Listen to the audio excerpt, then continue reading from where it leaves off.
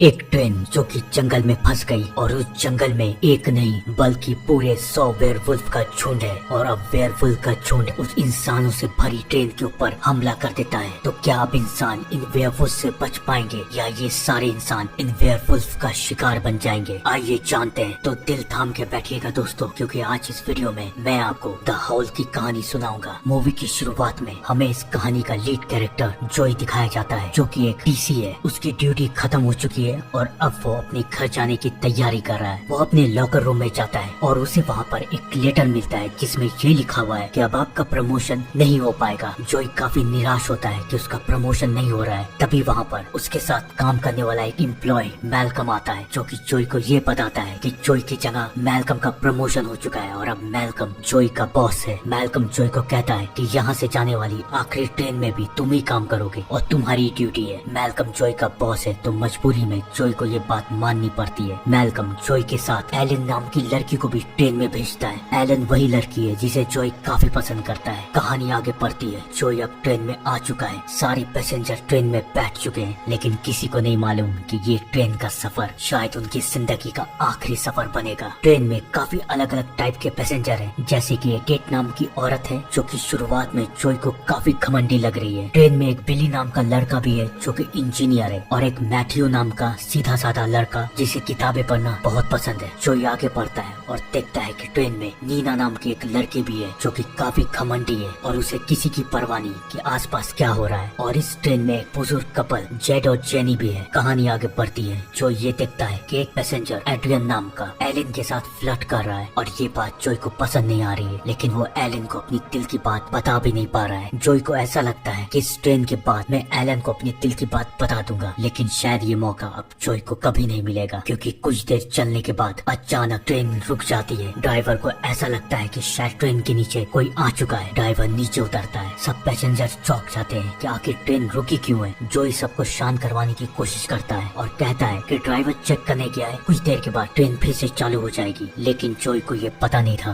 कि अब वो ड्राइवर कभी वापस नहीं आएगा, क्योंकि उस ड्राइवर पे बाहर एक साया अटैक कर देता है और ड्राइवर अब इस दुनिया को छोड़ के जा चुका है। अंदर पैसेंजर काफी परेशान हो रहे हैं कि ट्रेन अभी तक चालू क्यों नहीं हुई। जॉय ड्राइवर से बात करने की कोशिश करता है, लेकिन ड्राइवर उसकी बात का कोई जवाब नहीं दे रहा है। एलन और जॉय दोनों ड्राइवर के कैबिन में जाते हैं और देखते हैं कि वहाँ तो ड्राइवर है ही नहीं। पैसेंजर सब परेशान हो रहे हैं कि अभी तक ट्रेन चालू क्यों नहीं हुई। तब मजबूरी में आके जॉय सबको ये बताता है कि ट्रेन खराब हो चुकी है और ड्राइवर उन्हें कहीं नहीं मिल रहा है। तो एड्रियन सबसे ये कहता है कि हम इस ट्रेन में बैठ के मरेंगे नहीं, हमें यहाँ से चलना चाहिए। 2-4 किलोमीटर के बाद तो स्टेशन आ ही जाएगा, तो हम सब अगर एक साथ चलेंगे तो शायद हम बहुत जल्दी स्टेशन तक पहुँच जाएंगे। जॉय इस बात के लिए तैयार नहीं है, लेकिन सारे पैसेंजर के कहने के बाद मजबूरी में जॉय को चलना पड़ता है। सारे पैसेंजर ट्रेन से उतर के जंगल के रास्ते से स्टेशन तक पहुँचने की कोशिश कर रहे हैं, और ये उनकी जिंदगी की सबसे आखिरी और भयानक गलती है। रास्ते में अचानक जॉय को कुछ दिखता है, तो जॉय और एलन आगे बढ़ते हैं और देखते हैं कि वहाँ ड्राइवर की लाश है जो कि कोई खा चुका है। जॉय और एलन समझ जाते हैं कि यहाँ पर कोई ना कोई तो है। वो सबको भागने के लिए कहते हैं। सब कोई ट्रेन के अंदर भागते हैं। जॉय धीरे धीरे सबको ट्रेन के अंदर चढ़ाता है, लेकिन वो बुजुर्ग औरत जेनी जैसी ट्रेन के अंदर चढ़ रही है, वैसे ही उसके पैर के ऊपर कोई हमला कर देता है। जॉय और पैसेंजर किसी तरह से जेनी को अंदर खींचते हैं और देखते हैं कि उसका पैर बुरी तरीके से घायल है। किसी को समझ में नहीं आ रहा है किसके पैर में आखिर काटा किसने, किसके निशान है। ये सबका डर के मारे बुरा हाल है, क्योंकि सबको पता है कि बाहर कोई ना कोई तो है जो कि उनका शिकार करना चाहता है। बाहर पंजे की आवाज आ रही है। थोड़ी देर के बाद जब ये आवाज खत्म हो जाती है तो सब कोई जॉय को बोलते हैं कि जाओ कुछ ना कुछ तो करो। जॉय कंट्रोल रूम की तरफ भागता है। वो कॉल लगाता है, मदद मांगता है, लेकिन सामने से जवाब आता है कि हमें वहाँ आने में कम से कम 6 से 7 घंटे तो जरूर लगेंगे। अब जॉय के पास कोई रास्ता नहीं है। जॉय को समझ में नहीं आ रहा है कि अब वो क्या करे। तभी वहाँ पर बिली आता है और बिली जॉय को ये बताता है कि तुम्हारा फ्यूल लीक कर रहा है, जब तक तुम्हारी फ्यूल पाइप को ठीक नहीं किया जाएगा ये ट्रेन चलेगी नहीं। बिली जॉय को बताता है कि वो एक इंजीनियर है, लेकिन ये काम करने के लिए उसे बाहर जाना पड़ेगा, और अभी इस खतरे में बाहर आखिर कौन जाएगा। सब कोई मदद का इंतजार कर रहे हैं। और इसी बीच जेनी सबको ये बताती है कि उसके ऊपर जिसने हमला किया था वो ना तो इंसान था ना ही जानवर। किसी को समझ में नहीं आ रहा है कि जेनी आखिर बोल क्या रही है। तभी ट्रेन पे एक नॉक होता है जोर जोर से। जॉय, एड्रियन और बिली उस जानवर को मारने के लिए वहाँ से जाते हैं, लेकिन वो दरवाजा खोलते हैं तो देखते हैं कि वहाँ पर एक पैसेंजर पॉल आया हुआ है। सब कोई धीरे धीरे अपने आप को संभालने की कोशिश कर रहे हैं। सबको ऐसा लग रहा है कि शायद अब कुछ नहीं होगा, लेकिन ये उनकी सबसे बड़ी गलतफहमी है, क्योंकि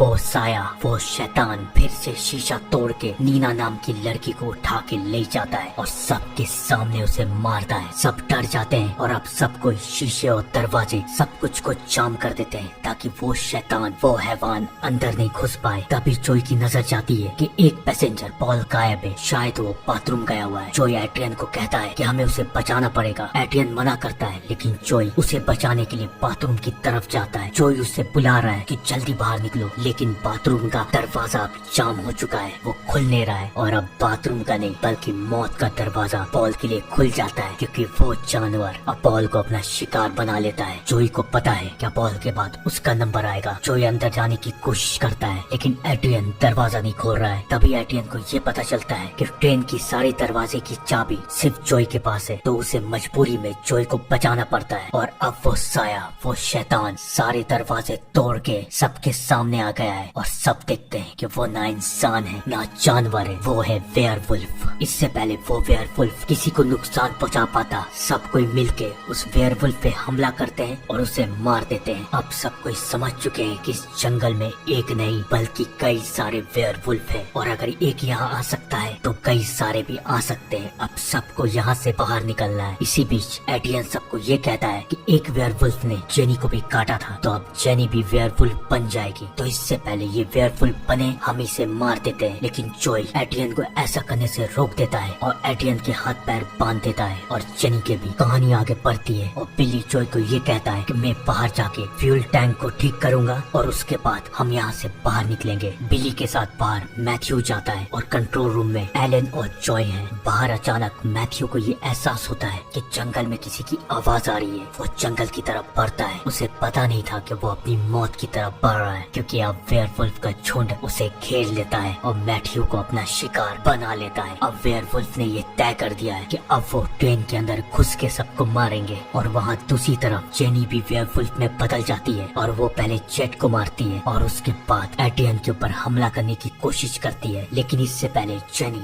एड्रियन को मार पाती। जोई और एलन आके एड्रियन को बचा लेते हैं और अब उन तीनों को पता है कि ट्रेन में पूरी की पूरी वेयरवुल्फ की फौज घुस चुकी है। एड्रियन जोई और एलन को फंसा के वहाँ से भाग जाता है। अब उनके पास कोई रास्ता नहीं है, सारे वेयरवुल्फ उनकी तरफ बढ़ रहे हैं। लेकिन तभी वहाँ पर बिल्ली आग लेके आता है और जोई और एलन को वहाँ से भगा देता है, लेकिन बिल्ली नहीं बच पाता। वो वेयरवुल्फ बिल्ली को मार देते हैं। जोई और एलन जंगल की तरफ भाग रहे हैं और अब जोई को पता है कि वो दोनों एक साथ तो इस जंगल से निकल नहीं पाएंगे। जोई एलन को कहता है कि तुम भागो, मैं इन्हें रोकता हूँ। एलन ना बोलती है, लेकिन जोई के समझाने के बाद वो वहाँ से चली जाती है और एलन के जाने के बाद वेयरवुल्फ का पूरा झुंड जोई के ऊपर हमला कर देता है। कहानी आगे बढ़ती है। हमें देखने के लिए मिलता है कि एलन अब सही सलामत स्टेशन पे पहुंच चुकी है, लेकिन अब कोई नहीं बचा। कहानी हमें फिर से जंगल की तरफ लेके चलती है और हमें ये देखने के लिए मिलता है कि एड्रियन अभी भी बचा हुआ है। अचानक एड्रियन को वेयरवुल्फ की आवाज आती है और वो देखता है कि अब जोई भी वेयरवुल्फ बन चुका है और जोई एड्रियन को मार देता है। तो दोस्तों, यहाँ कहानी खत्म होती है द हॉल की। आप लोग भी कमेंट में जरूर बताइए।